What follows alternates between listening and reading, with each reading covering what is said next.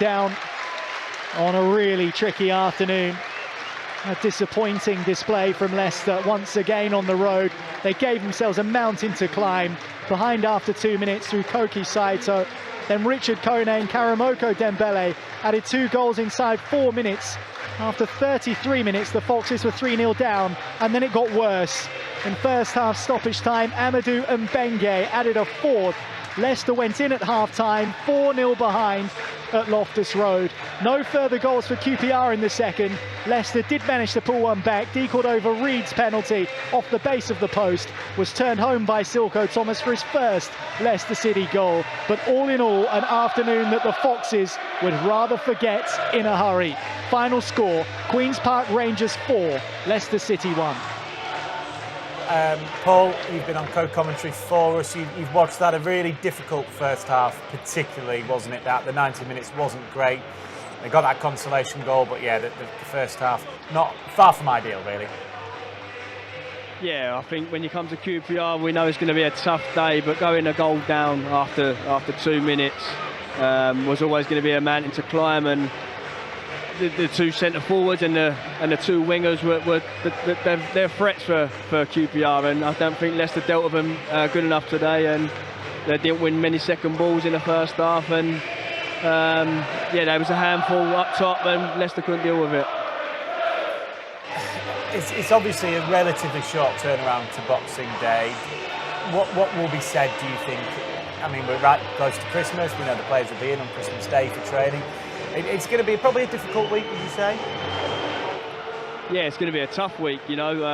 I think sometimes after defeat like this, you want to get back on the training ground and the game on 2 or 3 days' time. But like you say, it's going to be a 6 days' time. They're going to have to put the wrongs right, and they're going to have to go back to the drawing board and go back to basics. Paul will stay with us here on Matchday Live, our post-match show. We've got Jerry Taggart and Matt Elliott here in the studio with me, Dan Bates, as we assess what we have seen there. And Matt, I went to Jerry at half-time. I'll come to you first now. We've heard Paul himself there say, yes, it'll be a tough week. Yes, that was a disappointing performance. I'm sure you probably echo both of those sentiments. Yeah, I do, unfortunately. As I imagine, well, most people, but Paul just mentioned there about going back to basics, and that's what Leicester have got to do better, more often. They do the nitty-gritty side of the game, get those basic elements in order, then they give themselves a chance with the undoubted ability that they do have within the ranks. They've shown that just 7 days ago against Ipswich, with probably the most comprehensive performance of the season, and then they produced that debacle, really, which there's a few other words for it, but I think that's apt enough. It's confusing, isn't it, really? And it's quite puzzling, really, how you get the extremity of performance from literally one game to another.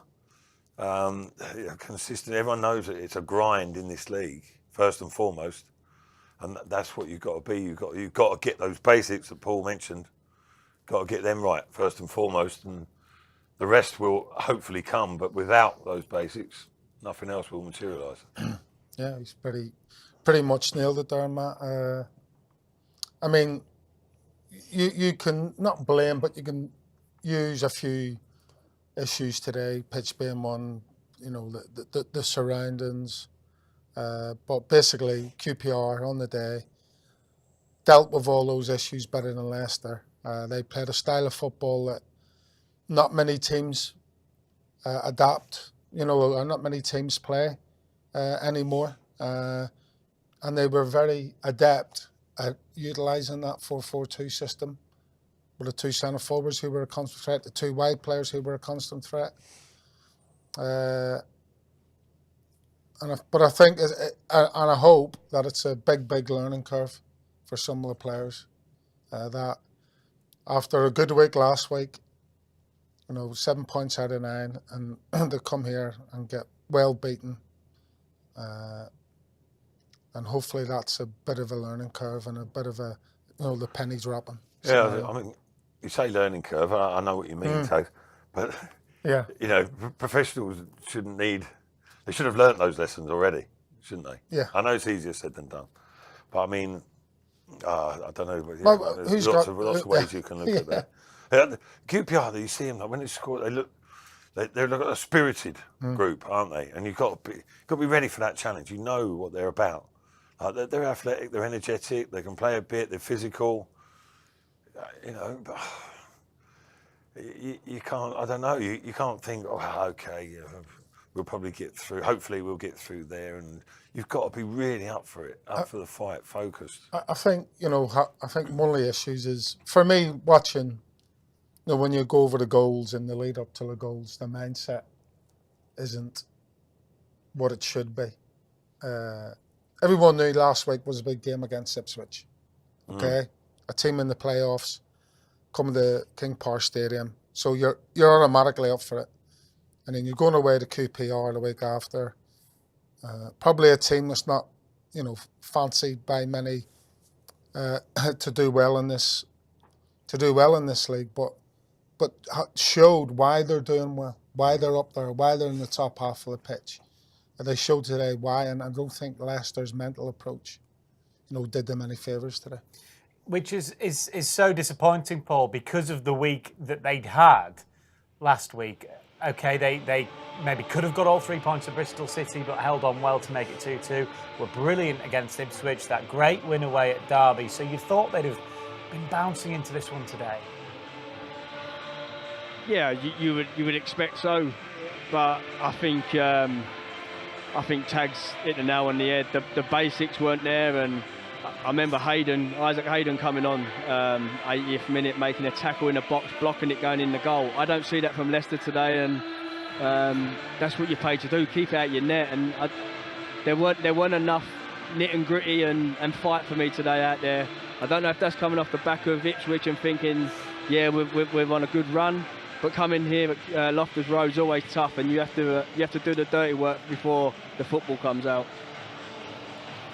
Which I guess, Matt, he's making a fair point, isn't he? There. Well, I'm trying to think of a question to put to Paul there, really, but it's just going to be really along the same theme of what we're talking about, really.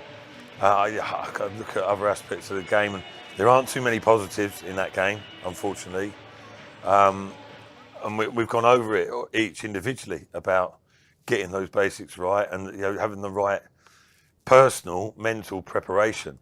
I'm sure the team has been prepared more than sufficiently. As are most teams, but it's about your own game, yourself, and being ready for that challenge that's coming up. And the players must have known that QPR at home.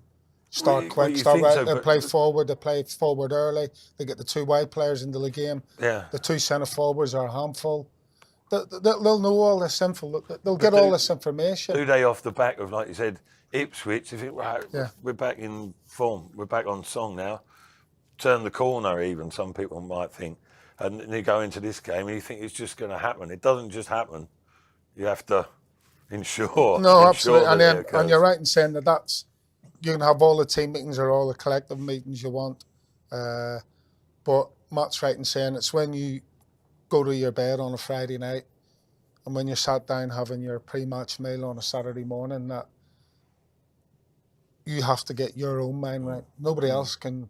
You can get help with it, but you need to get your own head in the right frame of mind. Don't kid yourself on a bit. Correct. Yeah, we spoke before the game, actually, Paul, about the 4-4-2 that we knew QPR would deploy. Does it make it difficult as a fullback facing a team that plays a real traditional 4-4-2 with wide players, and I guess on a tight pitch like that? I'd probably say no. I think you know what you're up against, basically, if I'm honest. I think Luke Thomas knows he's up against Dembele. 1v1, you've got to be better than him, and unfortunately today, I think their two wide players were better than our 2 fullbacks. And if you don't stop crosses and you don't stop them further up the pitch, then you're going to be in trouble. And I think, especially the first half, we couldn't deal with their 2 wide players. And at the end of the day, that's what caused the threats, and the 2 centre forwards scored the goals. Did it, Batesy? That's why you're the presenter. You came up with a creative question out of nowhere there, but yeah, I mean, I think that was a key part of the game. Paul's just mentioned there. you know, their wide players in the 1v1 battles had the upper hand. I think that was the case pretty much right across the park, wasn't it? Really, certainly in the forward areas for QPR.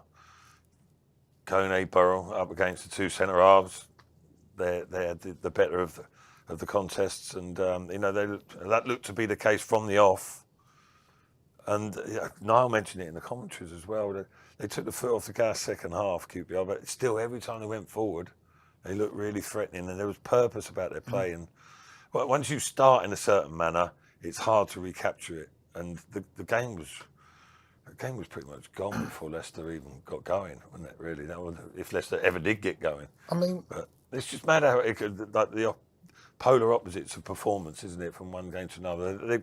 They've got to try and sort that out one way or another, that consistency. I mean, you know, we're sat here talking about the two forwards and the two wide players, but all over the pitch, QPR were first to any 50-50 ball, a knockdown ball, a second ball, whatever it was.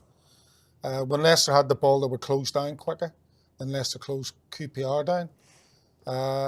And QPR just made it so uncomfortable for Leicester City. Now, so the flip side of that is, why didn't Leicester do the same to QPR? And I say, okay, we spoke again before the game about you're going to have to grind one out. Make it a war of attrition, a game of attrition if you have to. Make it uncomfortable because you're not going to be able to play pretty football, and especially on a pitch like that, in the surroundings like QPR, because of the tight pitch. You've got to have different strings to your bow. Yeah, and I think when I was saying about, I hope it's a learning curve, then that is exactly what I meant. I mean, you have to play the conditions, play the occasion. You can't always play the game that you want to play. You have to play a different style every now and again. Yeah. And today was what we seemed the QPR style. Leicester just weren't able to cope with it. I suppose you could say, forget about it now and we move on to, is it Watford? Yeah. Next game. Because that'll be a different game again than the one today. Yeah. Let's look at some positives. I know there aren't many to cling on to. Aaron Ramsey coming back. Yeah. That certainly is a positive. First minutes we've seen from him since October. You know, we've not seen too much of him, but what we have this season has been promising, has been good. Yeah, well, we mentioned that before the game, didn't we? The fact that he's just involved in the mix is you was hoping it was going to be a boost, but it will be over time. Yeah, I like the look of him. You know, as I'm sure all other Leicester City supporters do. Like, he's contributed, got himself a couple of important goals, and he looks a really capable player. He looks confident, and him, Jordan, James, alongside each other or playing sort of in tandem, they work off each other well. And it's just important he gets a run of games now. He stays fit, and you know, obviously, it all well, started with a red card, well, didn't it? Huh? Yeah, exactly. Yeah, stop-start for him, but options as well. You know, Deco done very well of late. If that doesn't continue, then Ramsey could step in and vice versa, so they can, you know, mix around each other. But yeah, that's one boost. As is Jeremy Mongo, which I'm sure you were just about to mention, probably anyway. Came on. Yeah, it's far too late in the game to have any real impact, but some lovely touches. We know he's got that. But he just needs to develop other parts of his game, get more and more minutes. But those positive aspects are sort of few and far between, unfortunately, today. Yeah, I was going to mention Silko Thomas, actually, Paul. Yeah. You know, he's come on in flashes in these, sort of really in the last month or so. We've seen a lot more of him. He's looked bright from the bench today. Okay, he scores his first goal for the club. Yes, the team are 4-0 down, but that for him will do him some good, do you think? Yeah, it'd be a good boost for him. I liked him as well. I thought he run behind a little bit, which when Jordan Ayew plays up there, he wants to come and receive the ball deep. So it was quite nice to see him run behind and try and make things happen that way. But to get his first goal in, and obviously a not a good result for the club, but it hopefully give him a boost for next more minutes he gets. Yeah, as a young player, well, is that the sort of thing, Paul, that does give you a boost? Even though you've lost the game, for him personally, he's got that goal. He thinks, right, I want to get 20 minutes, half an hour against Watford as opposed to the 10 he got today. Yeah, I think so, especially as a centre forward. I think that's the only thing that can give you a little boost, getting goals and getting chances. And if they create them, he's a boy that can go and score them. So that one to get him off the mark, and hopefully he'll get a few more minutes over the festive period and get a few more goals. Yeah, hopefully so. It is a busy festive period coming up for, well, every single team in England, of course. There's just the one Premier League game on Boxing Day, but plenty of Championship action, including, of course, the Foxes, who face Watford at home, as we've just been discussing. There, it is a normal 3 o'clock kickoff on Boxing Day. That means we'll be live from 2:30. That is Friday, of course, not Saturday. There are international half-season passes available to watch their game passes. They're for £90 there. You can also get your Listen Live monthly passes as well. Big thank you to Paul Konchesky for his co-commentary duty today. Thank you to Matt Elliott, to Jerry Taggart. I know it's been a disappointing result on the pitch, but try and enjoy your next few days, everybody. Leicester fans, have a fantastic Christmas, and we'll all be back again on Boxing Day, where hopefully we'll be talking about a completely different result at full time. Goodbye.